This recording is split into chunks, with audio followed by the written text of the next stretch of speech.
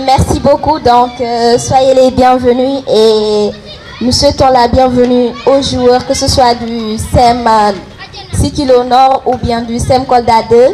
Soyez les bienvenus. Donc, sachez qu'on aura besoin de vous pour que vous vous concentriez et que vous réfléchissiez. Surtout que vous coordonnez ensemble pour nous donner de bonnes réponses pour qu'à la fin, on puisse s'en sortir avec une équipe vainqueur. Ok? Donc, on va d'abord commencer par donner aux candidats la parole pour qu'ils se présentent, chacun d'entre vous. Ok? Bonjour chers camarades, je me nomme Yassine Abdelrahman Diao, à la classe de 5e E à l'école CM Kolda 2. Bonjour chers camarades, je me nomme Aoba. Je me nomme Absedou. Je m'appelle Samba Sabali. Je m'appelle Seydou Diallo. Je me nomme Cheikh Bassine Diédou. Je suis la classe de 5e A au CEM Sikilo Nord. Bonjour cher public, je me nomme Cheikh Mohamed Haridjam. Bonjour, Bonjour, je m'appelle Mariam Ly. Bonjour, je me nomme Abdurrahman Diallo. Pour cette phase, on a des questions d'histoire. Pour chaque équipe, vous aurez à répondre à une question. Et avec ces questions, vous pouvez vous concerter. Mais au cas où l'équipe ne trouve pas la question, il y a droit de réplique. C'est bon. D'accord, donc on va commencer avec la première question qui est adressée au CM Kolda 2. Elle est: citez 4 grandes périodes de l'histoire. 4 grandes périodes de l'histoire. Les 4 grandes périodes de l'histoire. L'Antiquité, le Moyen-Âge, les périodes contemporaines et les temps modernes. Le jury? Donc, réponse juste. Merci, mademoiselle. Applaudissez. La question est: quels sont les 5 piliers de l'islam?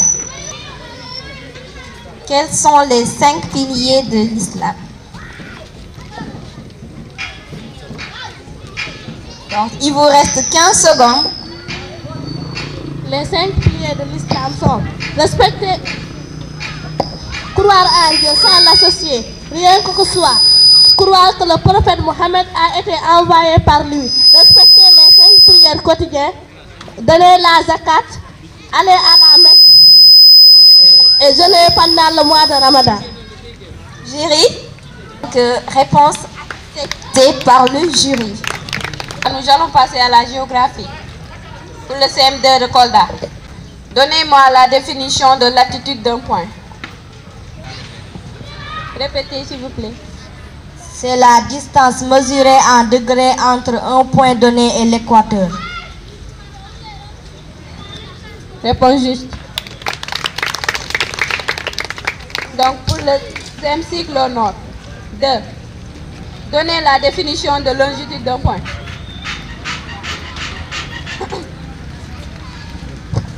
Donnez la définition de longitude d'un point. La longitude est la distance qui sépare un point du globe méridien. Répétez s'il vous plaît. La distance qui sépare un point du globe au méridien repère de Greenwich. Gilles. Réplique. Longitude est la distance mesurée en degrés entre un point donné et le méridien de Greenwich. Jury. Acceptable. Donc, j'ai ici une série de réponses. Je vais citer les réponses et parmi les réponses, vous allez me donner la réponse juste. Donc, dans la phrase, quelle est cette longueur? Quel est-il un pronom personnel, un adjectif indéfini, un adverbe ou un adjectif interrogatif? Je dis bien, quel est-il pronom personnel, adjectif indéfini, adverbe ou adjectif interrogatif?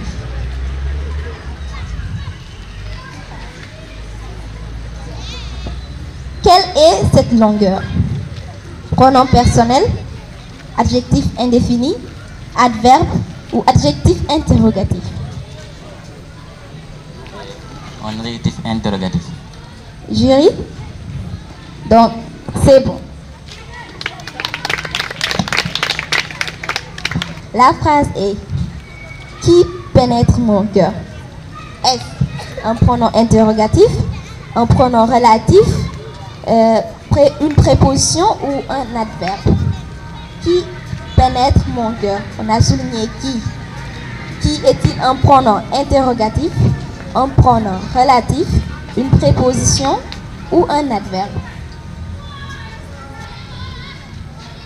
Pronom interrogatif, pronom relatif, préposition ou adverbe. Qui est un pronom interrogatif? Jury, droit de réplique. Pour la réplique, vous avez 30 secondes. Pronom relatif. Jury, donc réponse juste. Quelle est la forme correcte? On a 3 phrases. Les lettres qu'ils ont envoyées terminaison accent aigu. Les lettres qu'ils ont envoyées terminaison E, accent aigu ES. Les lettres qu'ils ont envoyées terminaison accent aigu S. La forme correcte. Accent aigu ES. Quelle est la forme correcte? Elle avait vendu les tissus qu'elle confectionnait. Confectionner, accent aigu S, accent aigu ES, accent aigu. 5 secondes, qui te reste? Confectionner, c'est accent aigu S. Merci. Je vous rappelle qu'il nous reste encore 5 questions. Et avec ces 5 questions, la première équipe à lever la main sera interrogée. Et la personne qui est interrogée n'aura pas le droit de se concerter avec les autres. Et au cas où la personne ne va pas trouver, il y aura droit de réplique. Est-ce que c'est bon? Les déchets plastiques, les déchets organiques et les déchets toxiques. Chérie. Voilà. Réponse validée. Donc. Et maintenant, on va passer à une question. La question est: qu'est-ce qu'une bonne gouvernance d'après vous?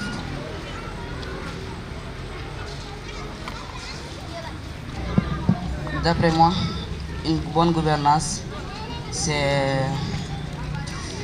le fait de gérer quelque chose en respectant les règles, en appliquant la démocratie et aussi en veillant au bon fonctionnement des structures de l'État.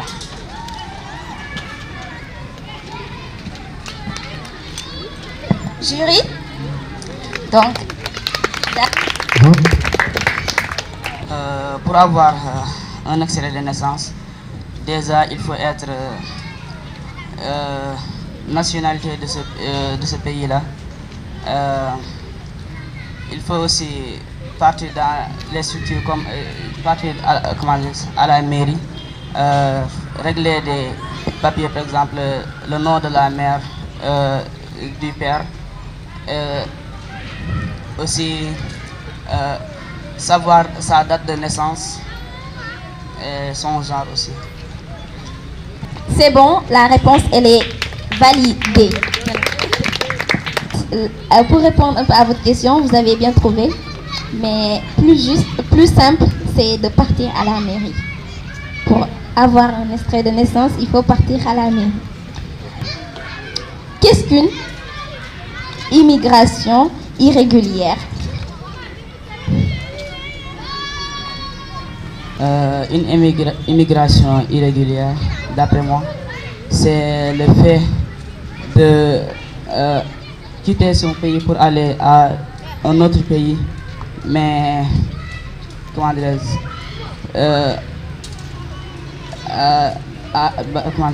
par une manière qui n'est pas aux normes, par exemple. Si je peux m'exprimer ainsi, par exemple par le biais des pirogues qui ne sont pas en règle. Le jury? Donc, réponse juste. Tout d'abord, c'est une question, mais qui aura deux réponses.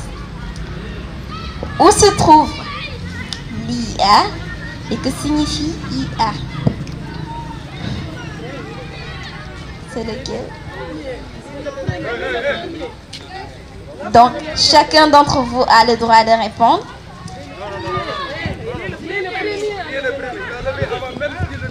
D'accord?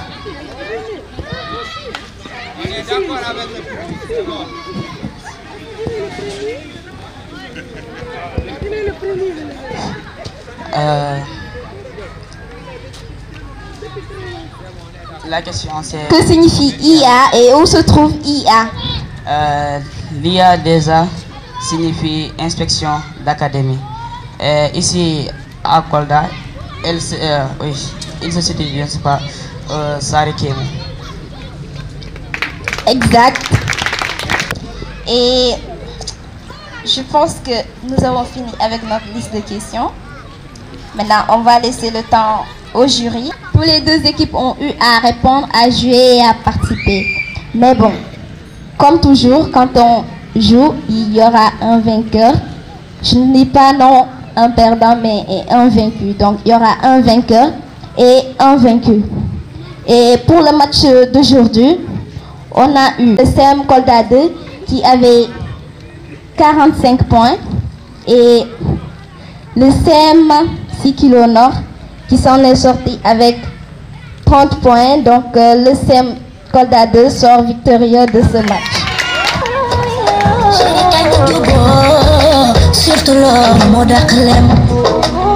Le CM Bounakan et le CM Gadapara n'ont qu'à se préparer. Begir kapiten mu borom mande komandola yegi damay batu seybi yako ceri dole neex fani dama fer tamara dama la noba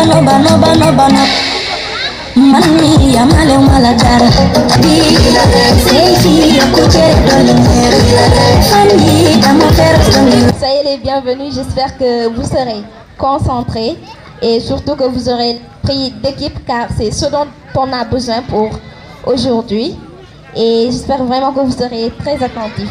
Donc c'est le Sembounon qui va commencer. Pourquoi les Arabes pratiquaient le djihad? On s'excuse.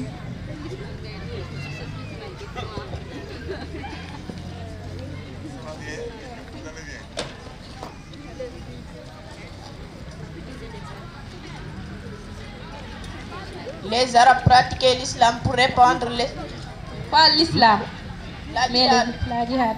pour répandre l'islam à travers le monde. Le jury dit que les Arabes pratiquaient la djihad pour répandre l'islam dans le monde. Pour le CM Gadapara, en quelle année l'islam s'est divisé?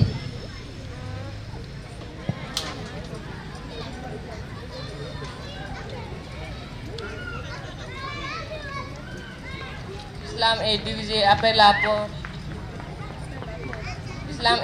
après la mort du prophète Mohammed. En quelle année l'islam s'est-il divisé? En 632. Jury. Réplique.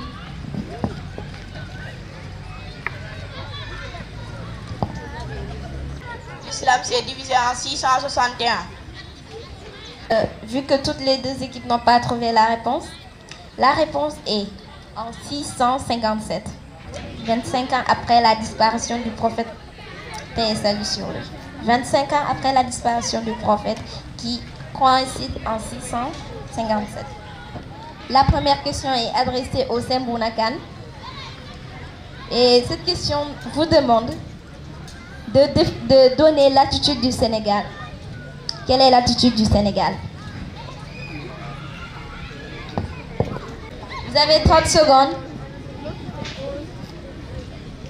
Quelle est l'attitude du Sénégal?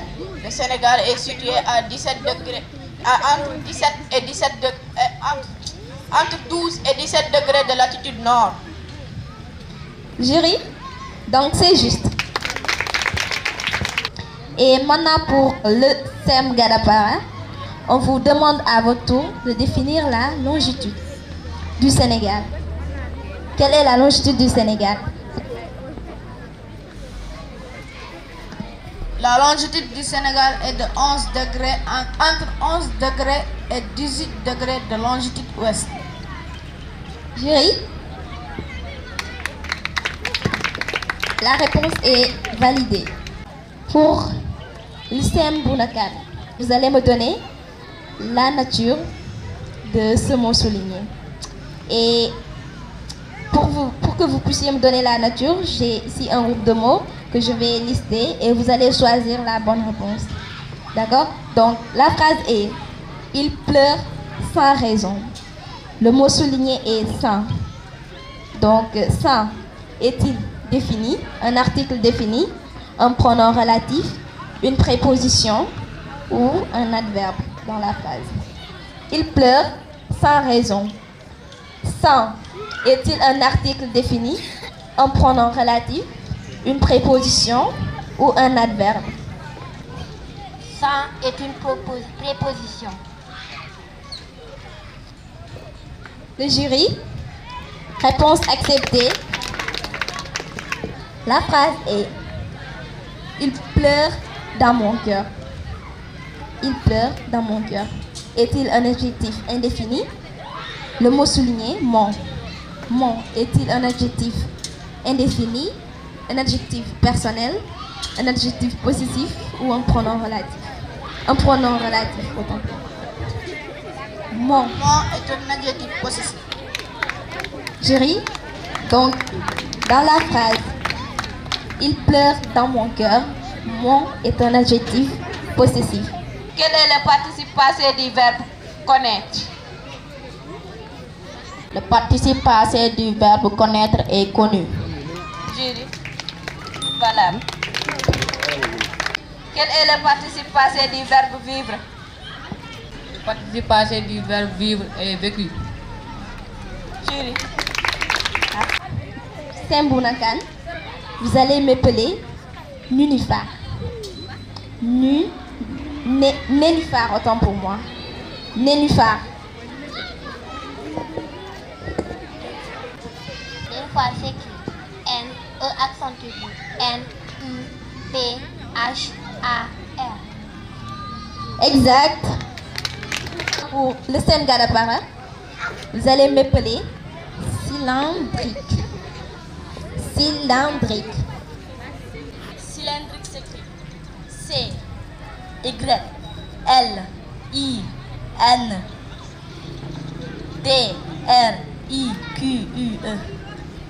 Exact. On va prendre une petite pause, le temps de donner à notre jury le temps de comptabiliser ce qui a été fait, ensuite annoncer les premiers résultats. C'est bon? Que les deux équipes sont à ex-aequo. Vous avez 25-25. Il nous reste une dernière phase de 5 questions. Et je tiens à rappeler que la première équipe à lever la main sera interrogée. Et la personne qui sera interrogée, il n'y aura pas de droit de concertation. La personne qui lève la main devra répondre sans que son camarade ne lui souffle la réponse. Donc, il vous reste 5 questions. Et ce sont ces questions qui vont pouvoir vous départager. Je demanderai au jury d'être attentif pour voir l'équipe qui lève la main en premier. Alors, la première question est: qu'appelle-t-on immigré de retour? Un immigré de retour est une personne qui a pris... est une personne qui est allée en immigration clandestine et qu'on a ramené au pays. Jury? Qu'appelle-t-on immigré de retour? On appelle immigré de retour une personne qui est partie en bateau et qui est revenue, qui a eu un papier. C'est une personne qui est... mais qui revient. Donc, c'est accepté maintenant. Donc, il nous reste encore 4 questions. La prochaine question est... En fait, ce n'est pas une question, mais on vous demande de donner un exemple de déchets recyclables et non recyclables.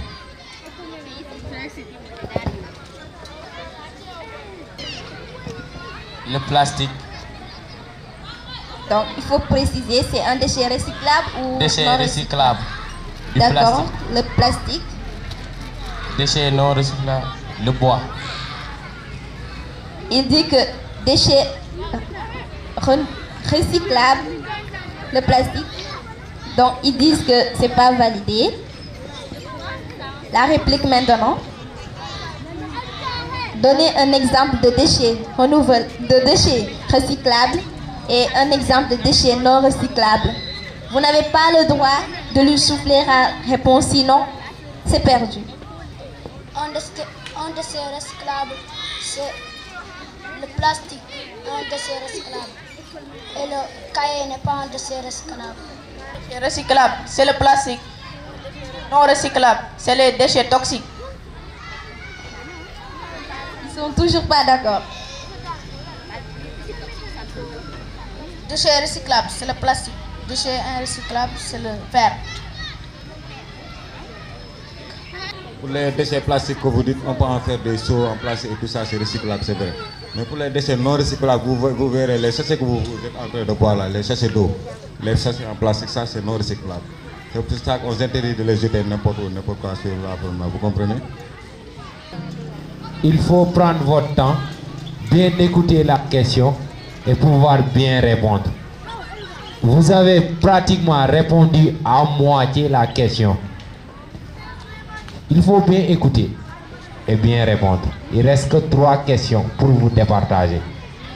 C'est individuel, les points vont compter pour toute l'équipe. Donc il faut se concentrer. Il n'y a pas de précipitation pour lever la main. Quand on lève la main, on est sûr de vouloir bien répondre. Merci. Combien, je dis bien, combien de quartiers compte Kolda? Combien de quartiers compte Kolda? Kolda contient 36 quartiers. Réplique. Kolda compte 15 quartiers.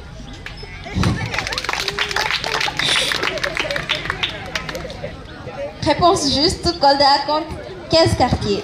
Prenez le temps, écoutez attentivement, réfléchissez avant de lever la main. Comment s'appelle le pont qui se trouve en ville, entre la ville et Bantangel? Le pont du marché, comment est-ce qu'il s'appelle?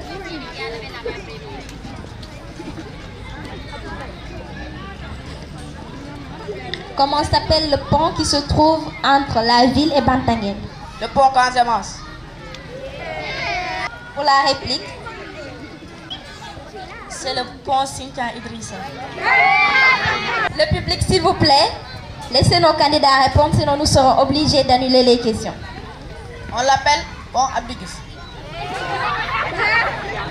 Le pont s'appelle Abdou Diallo. Il s'appelle le pont Abdou Diallo et pas Abdou Diouf, ok? On va passer à notre toute dernière question. Et cette question est: comment s'appelle l'inspecteur de l'IF et dans quel quartier se trouve l'IF?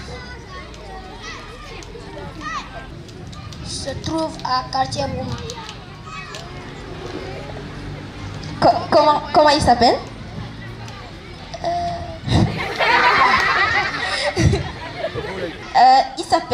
Ce monsieur s'appelle, l'inspecteur de l'éducation et de la formation s'appelle Monsieur Biram Tin. Biram Tin. Il se trouve dans quel quartier? Il se trouve à Bouna. Pas à Bouna. Il se trouve à Sarkemo. C'est pas non plus à Sarekemo, reste là. Donc, très simple. L'IF, l'inspecteur de l'éducation et de la formation est Monsieur Biram Tin. Et l'IF se trouve en ville, au marché là-bas. À la sortie de ce génie, je vais vous demander de faire des informations, de vous renseigner un peu plus sur Kolda et surtout de connaître l'IF et l'IA car ce sont nos parents. C'est eux qui s'assurent de notre éducation. C'est grâce à eux qu'on est là aujourd'hui. Donc, c'était tout pour aujourd'hui. Le tour est joué, le match est joué. Vous avez répondu. Bravo, félicitations. On va laisser le temps à notre jury de calculer. Et je vous dis du courage et bon courage encore. Et pour la prochaine fois, c'est le 13, Inch'Allah. La troisième et dernière journée, c'est le 13 janvier. Pour l'instant, on a 2 équipes qualifiées. CM Sare Moussa, CM2 de Kolda et l'un des 2 équipes. On va continuer le suspense comme on le dit. Mais il n'y a pas de vaincu, comme on le dit. Vous êtes tous vainqueurs. C'est l'éducation qui gagne. Et aussi, on se dit bonne fin d'année. Et Inch'Allah, à 2024, bien des choses à tout le monde. Nos enseignants, nos parents, nos chers élèves. Et aussi aux téléspectateurs de Dental Fuladu TV. Car nous, c'est une chaîne en ligne qui se trouve sur YouTube. Comme on le dit, s'informer pour mieux décider. Pour le 13, Collège Benoît contre Sem Hillel. Après, on aura aussi Sem Faraba contre Sem Sare Djanvo. On aura Sem Sikilo OS contre Sem Doumossou Plateau. Merci beaucoup. Nous sommes au terme de ce match. C'est l'heure pour nous d'annoncer les résultats. Il y aura un gagnant. Mais moi, je trouve que c'est chaud, pas vous? C'est chaud, non? Vous voulez votre résultat? Souriez. Si vous ne souriez pas, je ne donne pas. On va annoncer les résultats. Pour le match d'aujourd'hui qui avait opposé le SEM Bunakan au SEM Gadapara. Le SEM Gadapara est sorti avec 25 points et le SEM Bunakan avec 35 points. Le SEM Bunakan est vainqueur avec 35 points et félicitations à toutes les 2 équipes. Merci à tout le monde.